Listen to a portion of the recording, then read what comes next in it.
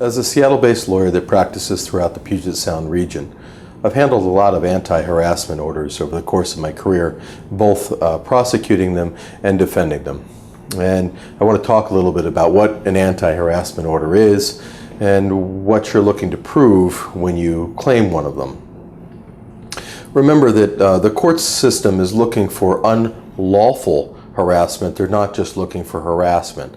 And so in order for behavior to cross the line into being unlawful, it must meet the definition of what unlawful harassment is. And unlawful harassment is, in general, defined as a knowing and willful course of conduct that's directed at a specific person, which seriously alarms or annoys that person, and which serves no legitimate or lawful purpose.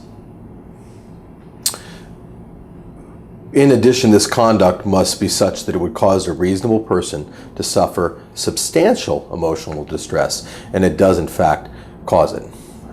An interesting twist as well is it can also, because unlawful or anti-harassment actions can be brought on behalf of children, it could also be such harassment as to cause a parent to fear for the well-being of their child. You can file an anti-harassment order to protect your child if you need be.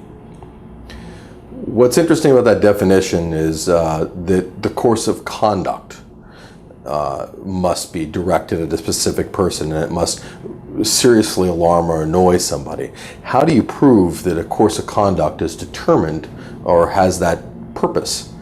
The court will consider such things as whether any current contact is initiated by one party or both parties, whether anybody clearly gave notice that they don't want any more contact or any more involvement with the other person, and then in general whether there's a sense that the behavior has the effect of or is deliberately designed to alarm or annoy or harass or create a hostile or intimidating or offensive living environment.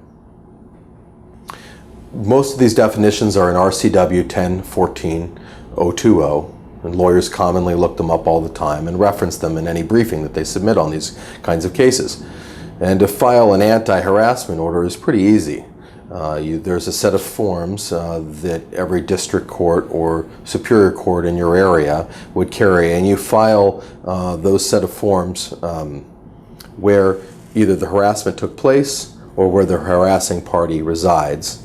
Or in some unique situations, if the harassing party is out of state, it's a lengthy discussion you probably need to have with a lawyer.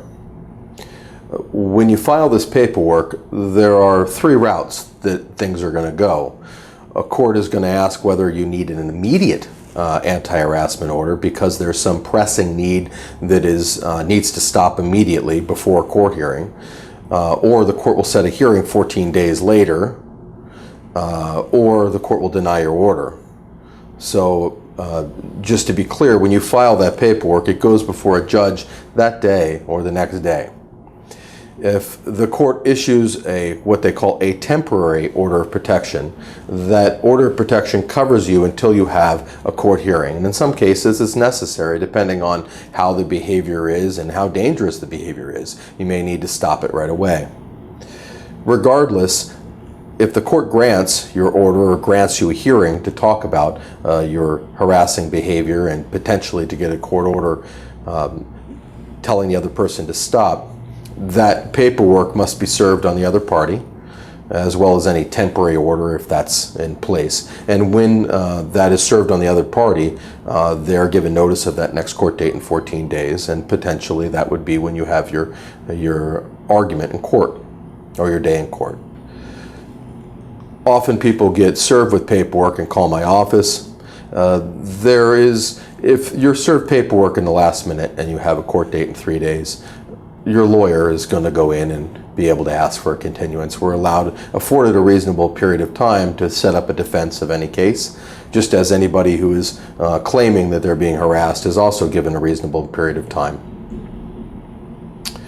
Anti-harassment protection orders are really when behaviors cross the line, but it has not reached the level yet, or hasn't reached the level deliberately of criminal conduct. And so it's meant to catch a gray area of behavior which is past, far past what is civilized and what you should be able to have to put up with, and has become unlawful harassment.